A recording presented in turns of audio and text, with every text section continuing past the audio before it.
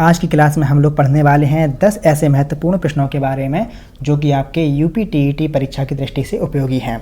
तो चलिए आज की क्लास शुरू करते हैं, जिसमें हम 10 महत्वपूर्ण प्रश्न पढ़ेंगे। क्वेश्चन नंबर 1 आपके सामने लिखा है, इसे ज़रा ध्यान से पढ़िए। क्वेश्चन नंबर 1 में क्या दिया है, ज़रा ध्यान दीजिए। एक कैंटीन को 7 दिन में 56 किलोग्राम चावल की आवश्यकता पड़ती है। ठीक है, अप्रैल और मई दोनों महीनों में मिलाकर उसे कितने किलोग्राम चावल की आवश्यकता पड़ेगी। सबसे पहले आप क्वेश्चन में देखिए हमें क्या दिया है। क्वेश्चन में दिया है कि एक कैंटीन है जिसे 7 दिन में 56 किलोग्राम चावल की आवश्यकता पड़ती है। तो हम यहाँ पर लिखेंगे 7 दिन में कितने किलोग्राम चावल की आवश्यकता है, 56 किलोग्राम। ठीक है, यहाँ से हम निकाल लेंगे एक दिन में उस कैंटीन को कितने किलोग्राम चावल की आवश्यकता पड़ेगी। तो 7 दिन का दिया है, तो एक दिन का निकालने के लिए 56 में हमने 7 का भाग दिया तो हमें मिल गया 8 किलोग्राम। ठीक, अब आगे देखिए। क्वेश्चन में दिया है अप्रैल और मई इन दोनों महीनों में उसे कितने किलोग्राम चावल की आवश्यकता पड़ेगी। ठीक है, सबसे पहले आप निकाल लीजिए कि अप्रैल और मई इन महीनों में कितने दिन होते हैं। तो हमें पता है कि अप्रैल के महीने में कितने दिन होते, अप्रैल के महीने में होते हैं 30 दिन। और मई के महीने में कितने दिन होते, मई में होते हैं 31 दिन। अब इन दोनों दिनों को आपस में ऐड कर दीजिए। कौन कौन से, अप्रैल के दिन और मई के दिन, 30 और 31 मिल हो गया 61 दिन। हमें निकालना है कि अप्रैल और मई दोनों को मिलाकर, हमने दिन निकाल लिए दोनों को मिलाकर 61 दिन। क्योंकि हमें पता है कि एक दिन में 8 किलोग्राम चावल की आवश्यकता पड़ती है, तो हम 61 दिन में कितने किलोग्राम चावल की आवश्यकता पड़ेगी, तो हम यहाँ से निकाल लेंगे 61 दिन में। क्योंकि एक दिन में 8 किलोग्राम, इसलिए 61 में हम 8 का गुणा कर देंगे। 8 एकम 8 और 8 छंग 48, 488 क्या ये किलोग्राम। तो यहाँ से क्या निकल आया, यहाँ से निकल आया 61 दिन में 488 किलोग्राम चावल की आवश्यकता पड़ेगी उस कैंटीन को। और 61 दिन ये क्या है, अप्रैल और मई इन दोनों महीनों को मिलाकर के कुल दिन हैं। तो यही क्वेश्चन ने पूछा था कि अप्रैल और मई दोनों महीनों में मिलाकर उसे कितने किलोग्राम चावल की आवश्यकता पड़ेगी। आंसर आ गया 488 किलोग्राम। ठीक है, और यही इस क्वेश्चन का आंसर हो जाएगा। नेक्स्ट क्वेश्चन है क्वेश्चन नंबर 2। इसमें दिया है एक स्कूल में विद्यार्थियों की कुल संख्या 31,700 है। स्कूल में लड़कों और लड़कियों का अनुपात 743 अनुपात 842 है। स्कूल में लड़कियों की कुल संख्या कितनी है। तो चलिए इस क्वेश्चन को सॉल्व करते हैं, जिसमें हमें दिया है विद्यार्थियों की टोटल संख्या, लड़कों और लड़कियों को मिलाकर के है 31,700, और लड़कों और लड़कियों का अलग अलग अनुपात दिया है ये वाला, और स्कूल में लड़कियों की संख्या हमसे पूछी गई है। सबसे पहले निकालिए स्कूल में कितने भाग लड़कियाँ हैं, लड़कियां कितने भाग हैं, यानी कि लड़कियों की संगत हम भिन्न बना लेंगे सबसे पहले। ठीक है, तो यहाँ से हम निकालेंगे लड़कियों की संख्या बराबर लड़कियों की संगत जो अनुपात दिया है वो है 842 दिया है ना, लड़कों और लड़कियों। तो इसमें जो 743 है वो है लड़कों के सापेक्ष, और जो 842 है वो है लड़कियों के सापेक्ष। तो लड़कियों के सापेक्ष जो अनुपात दिया है वो 842 दिया है। तो यहाँ से हम भिन्न बनाएंगे कि कक्षा में कितने भाग लड़कियाँ हैं। तो 842 ये होगा लड़कियों का भाग अपॉन कुल कितने हैं, लड़कों प्लस लड़कियों दोनों का हम योगफल कर देंगे, 743 और 842 का योगफल। तो ये कितना हो जाएगा, इन्हें आपस में ऐड कीजिए, 2 और 3 5, 4 और 4 8 और 8 7 15। ठीक, ये हो गया लड़कियों का भाग। जो कुल संख्या है विद्यार्थियों की, टोटल स्टूडेंट्स लड़कों और लड़कियों को मिलाकर, इसमें से लड़कियों का जो भाग है वो इतना है। ठीक है, अब हमें निकालना है कि लड़कियों की संख्या। तो संख्या निकालने के लिए हम क्या करेंगे, इसमें कुल विद्यार्थियों की संख्या का गुणा कर देंगे, और कुल स्टूडेंट्स की संख्या है 31,700, तो हमने इसका इसमें गुणा कर दिया। ठीक, अब इसे हम हल कर लेंगे। तो 1585 का इसमें हम भाग देंगे, ये भाग 20 बार चला जाएगा, और 842 गुणा 20 इक्वल टू 16,840। ठीक, तो ये क्या निकला, ये निकला कक्षा में लड़कियों की संख्या, और यही इस क्वेश्चन का आंसर हो गया। नेक्स्ट क्वेश्चन है क्वेश्चन नंबर 3। इसमें दिया है क्रमागत 5 सम संख्याओं A, B, C, D और E का योग 130 है। तो ए और ई का गुणनफल हमें ज्ञात करना है। ए और ई इन दोनों का आपस में गुणा क्या होगा वो हमें ज्ञात करना है। तो चलिए इस क्वेश्चन को सॉल्व करते हैं। मान लीजिए पहली सम संख्या है वो x है, वो हो गई a की वैल्यू, ठीक है। पहली सम संख्या हमने मान ली x। तो जो हमें 5 क्रमागत सम संख्याएँ क्वेश्चन में दी हैं वो a, b, c, d और e दी हैं। तो हमने a की वैल्यू x मान ली, तो b की वैल्यू क्या हो जाएगी, क्योंकि ये सम संख्याएँ कैसी हैं, क्रमागत हैं, तो लगातार में है। अगर a की वैल्यू x है तो b की वैल्यू क्या होगी, x के ठीक अगली बार सम संख्या वो क्या मिलेगी हमें, वो मिल जाएगी x + 2, 2 ऐड करने पर मिलेगी हमें। और जो c की वैल्यू होगी वो इस x + 2 में 2 ऐड करने पर मिल जाएगी हमें x + 4। ठीक इसी तरीके से d की वैल्यू हो जाएगी x + 6 और e की वैल्यू हो गई x + 8। ठीक है, ये हो गई सारी सम संख्याएँ जो कि क्वेश्चन में हमें दी थी a, b, c, d और e, इन्हें हमने x के रूप में बना लिया। और क्वेश्चन में दिया है इनका योगफल 130 है, तो इन्हें हम आपस में ऐड कर देंगे। तो ऐड कीजिए, हमें क्या मिलेगा, x x x x, कितने x हैं जी, 5x हैं। इन्हें आपस में हमने ऐड किया तो हमें मिल गया 5x प्लस 2, 4, 6 और 8, इन्हें आपस में ऐड किया तो हमें मिल गया 20। इसकी वैल्यू क्वेश्चन में हमें दी है कि इनका जो योगफल दिया है हमें वो 130 दिया है। ठीक, तो ये 130 के बराबर हो गया। 5x बराबर 110 हो गया। तो यहाँ से हम x की वैल्यू निकाल लेंगे, x = 110 डिवाइडेड बाई 5, तो हमें मिल गया 22। x की वैल्यू कितनी मिली, 22। ठीक, और हमने जो a की वैल्यू मानी थी वो x मानी थी और x का मान मिला हमें 22, तो यहाँ से a की वैल्यू कितनी हो गई, a की वैल्यू हो गई 22। और जो e की वैल्यू कितनी है, x + 8, तो x की वैल्यू है 22, तो ये हो गया 22 + 8, कितना हो गया, जो हो गया 30। तो यहाँ से हमें क्या मिल गया, हमें मिल गया e की वैल्यू 30। और क्वेश्चन में आपसे क्या पूछा था a और e का गुणनफल क्या होगा, यानी कि 22 और 30। a की वैल्यू 22 है और e की वैल्यू 30 है, तो इन दोनों का आपस में हमें गुणा कराना है। तो करा दीजिए, 22 × 30 = 0, 6 and 6, 660 मिला हमें।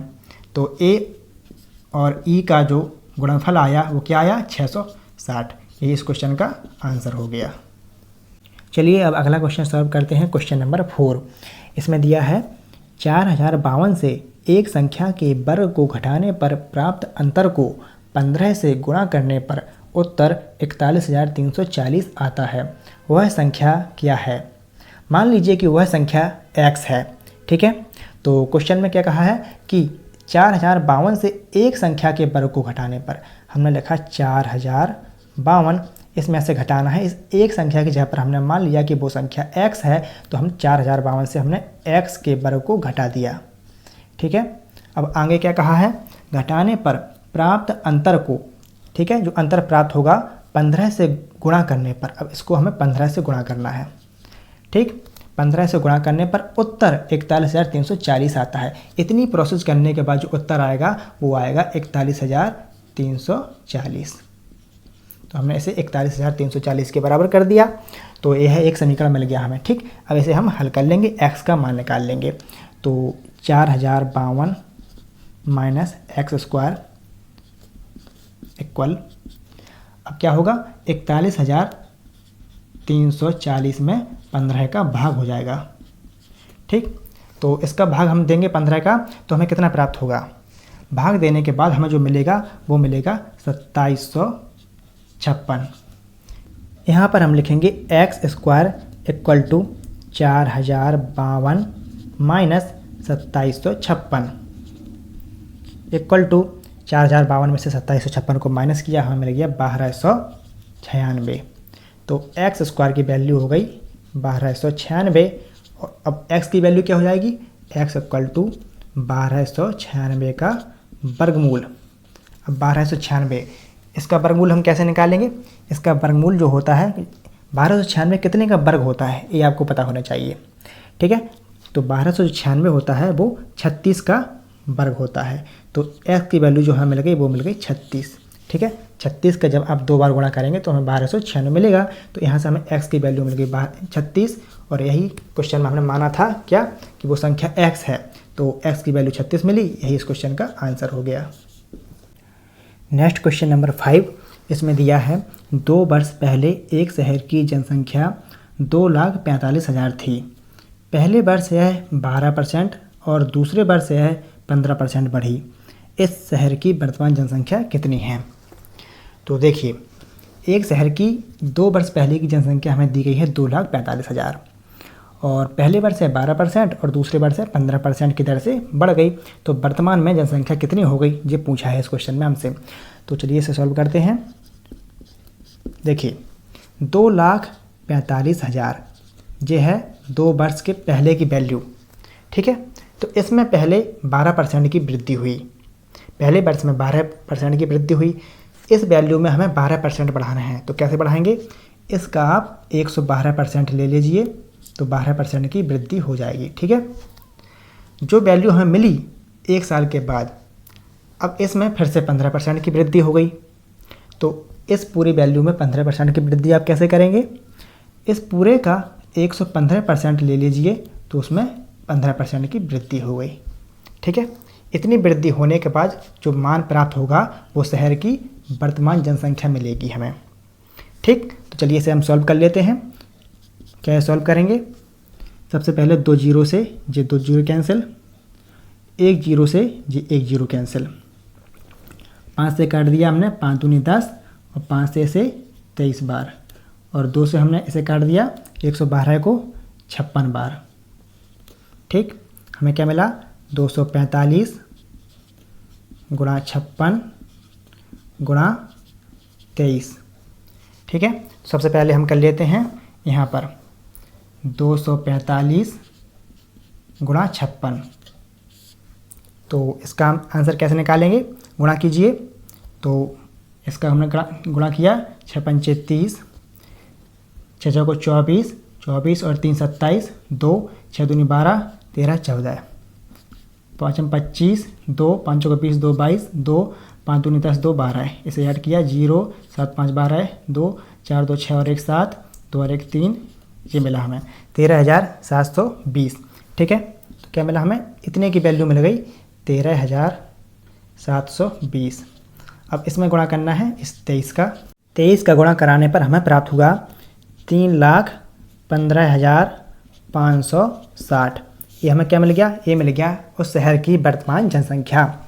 ठीक है, तो वर्तमान जनसंख्या कितनी निकली?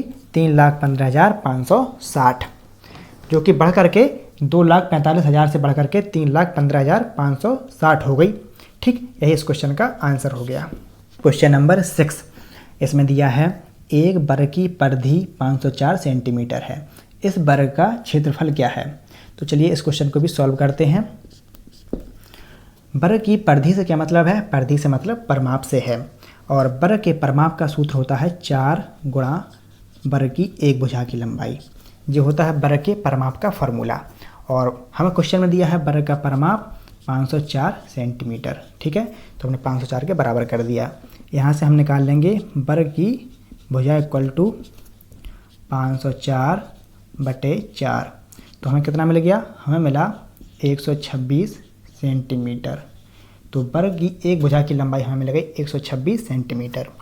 और क्वेश्चन में आपसे पूछा है इस वर्ग का क्षेत्रफल क्या है? क्षेत्रफल पूछा है। यहाँ पर हम अप्लाई करेंगे वर्ग के क्षेत्रफल का फॉर्मूला। वर्ग का क्षेत्रफल का फॉर्मूला होता है भुजा का स्क्वायर, वर्ग की 1 भुजा का स्क्वायर। ठीक है, और वर्ग की 1 भुजा की लंबाई हमें मिली 126, तो यहाँ पर ये हो गया 126 का स्क्वायर। अब 126 का स्क्वायर हम कैसे निकालेंगे? तो ज़रा सुनिए, 126 का स्क्वायर निकालने का सबसे सरल तरीका, हमें निकालना है 126 का स्क्वायर। तो इसे हम कैसे निकालेंगे? सबसे सरल तरीका सुनिए। सबसे पहले आप सोचिए कि 26 का स्क्वायर क्या होता। अगर आपको 26 का स्क्वायर पता है तो आप 126 का आसानी से निकाल लेंगे। 26 का स्क्वायर होता है 676। ठीक है, तो हमने 676 में से हमने 76 को लिख लिया और 6 को हमने ले लिया कैरी के रूप में। ठीक, 76 को लिखा और 6 कैरी हो गई। अब आपको 126 में 26 को ही ऐड करना है। 126 में 26 को ही ऐड करना है। तो कितना मिला हमें? हमें मिल गया 152। 152 में जो कैरी लिखी थी हमने 6, उस 6 कैरी को ऐड करना है। तो 152 और 6 कितना हो गया? 158। तो 158 को हम यहाँ पर लिख देंगे। ये निकल आया 126 का स्क्वायर। तो हमने कैसे निकाला? एक बार फिर से सुनिए। 126 का स्क्वायर निकालने के लिए आपको 26 का स्क्वायर पता होना चाहिए। 26 का स्क्वायर होता है 676। 676 का हमने लास्ट के 2 डिजिट हमने लिख लिए 76 यहाँ पर, ठीक है। 6 हो गई कैरी यहाँ पर, 6 को हमने कैरी के रूप में लिखा। इसके बाद हमने क्या किया? 126 में 26 को ही ऐड कर देना है। अगर जैसे हम 124 का निकालते तो 124 में हम 24 को ऐड करते। अगर 121 का निकालते तो 121 में हम 21 को ऐड करते, ठीक है। इसी तरीके से हम 126 में 26 को हमने ऐड किया तो हमें मिला 152। अब 152 में जो 6 यहाँ पर कैरी निकली थी, ठीक है, उसको भी ऐड कर दिया तो हो गया 158, जो उसको हमने यहाँ पर आगे लिख दिया। तो ये हमें क्या मिल गया? एक पूरा हमें मिल गया 126 का स्क्वायर, ठीक है। तो 126 का स्क्वायर हमें मिला 15,876, ठीक। तो जो हमें क्या मिला? जी हमें मिला वर्ग का क्षेत्रफल। इसे हम लिखेंगे सेंटीमीटर स्क्वायर। ये इस क्वेश्चन का आंसर हो गया। क्वेश्चन नंबर 7 इसमें दिया है ए अकेले एक काम को 6 दिन में पूरा कर सकता है और बी अकेले इसी काम को 12 दिन में पूरा कर सकता है। तो इसमें पूछा है हमसे कि ए और बी साथ मिलकर इस काम को कितने दिन में पूरा कर सकते हैं। तो देखिए इस क्वेश्चन में हमें दिया है कि ए अकेले एक काम को 6 दिन में पूरा कर सकता है।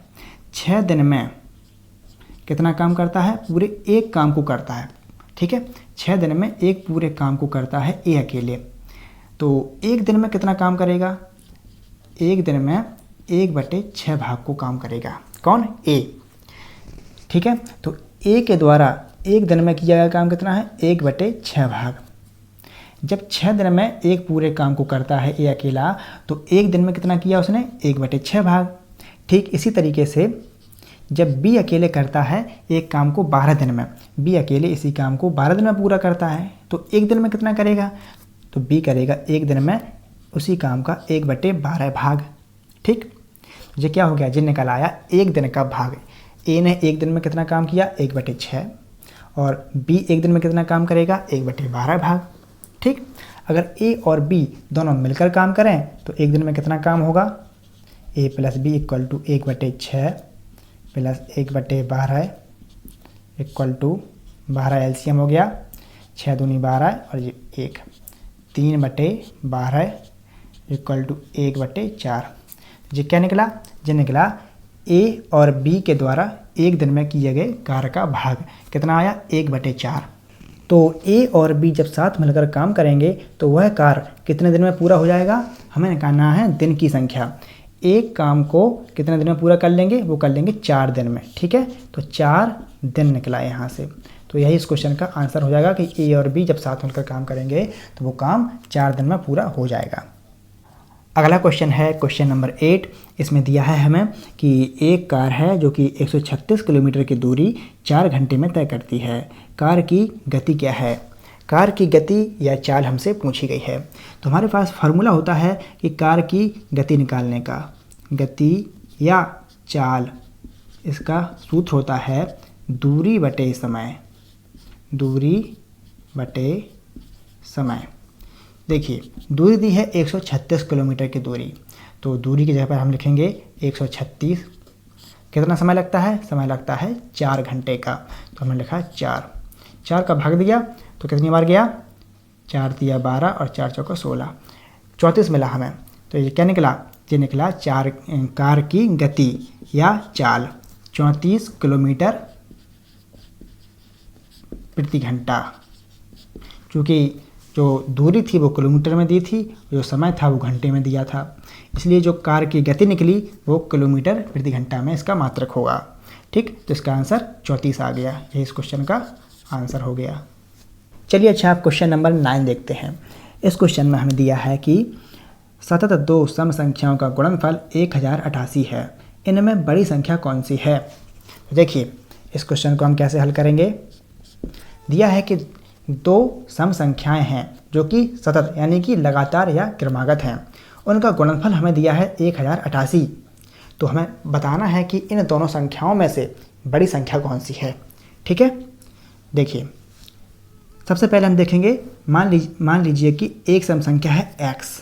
ठीक है, जो दो सम संख्या है ना, और उसमें से एक संख्या हो गई x और दूसरी संख्या कौन सी हो जाएगी, दूसरी संख्या क्रमागत बनानी है और सम बनानी है। सम होनी चाहिए और क्रमागत होनी चाहिए। दूसरी हो जाएगी x + 2। ये हो गई दो सम संख्याएं जो कि क्रमागत भी हैं। ठीक, क्वेश्चन में दिया है कि इनका जो गुणनफल है वो है 1088 या 1088। ठीक है, अब देखिए इसे हम हल करेंगे और x का मान निकाल लेंगे। लेकिन x का मान हम कैसे निकालेंगे, x का हम इस कोष्टक के अंदर गुणा नहीं करेंगे।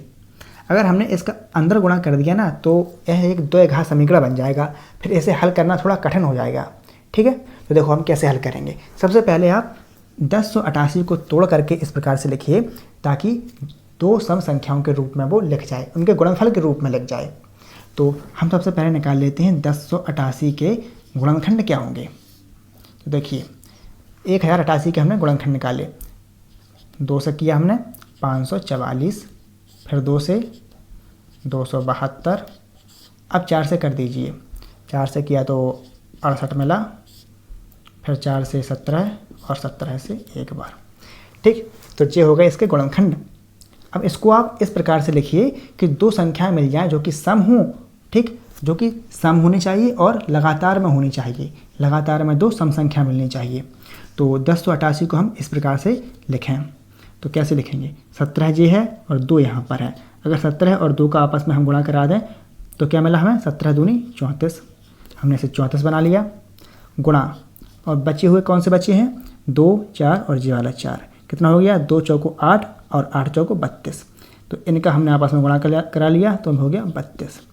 और तो हमने क्या किया, 17 और 2 का गुणा कराया तो हमें 17 दूनी 34 लिखा, और बची हुई संख्याओं 2, 4 और 4 का गुणा कराया तो हमें 32 मिला। तो देखो हमें मिल गया ना, क्या मिला हमें, 32 गुणा 34।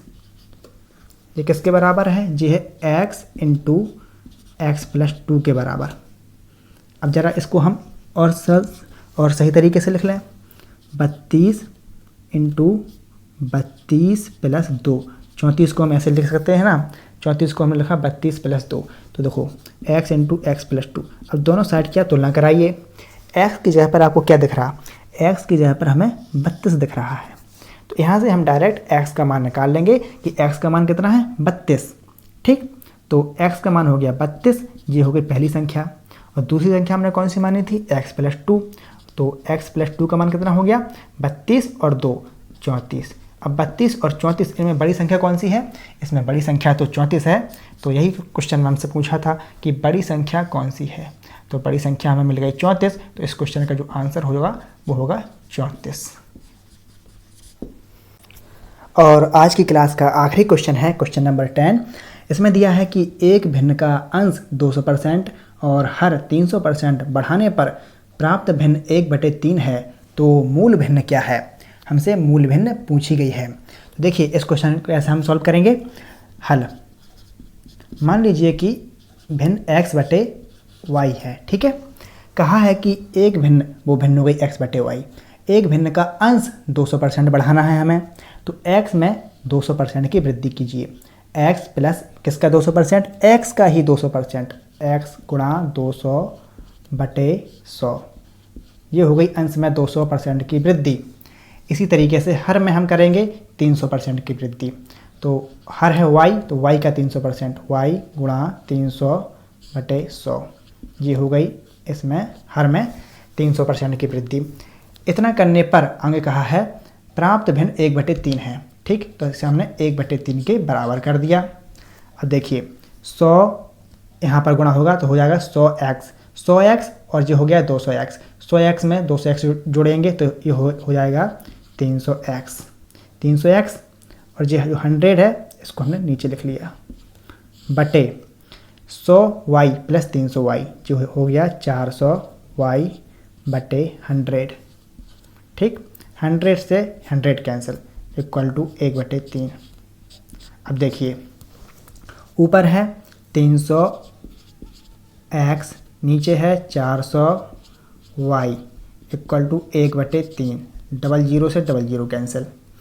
अब हम क्या करेंगे, x बटे वाई की वैल्यू निकाल लेंगे। x बटे वाई इक्वल टू 4 पहुँच जाएगा यहाँ पर तो हो गया 4, और 3 आ जाएगा यहाँ पर नीचे तो गुणा हो जाएगा 3 त्रिकाई 9, हमें मिल गया 4/9।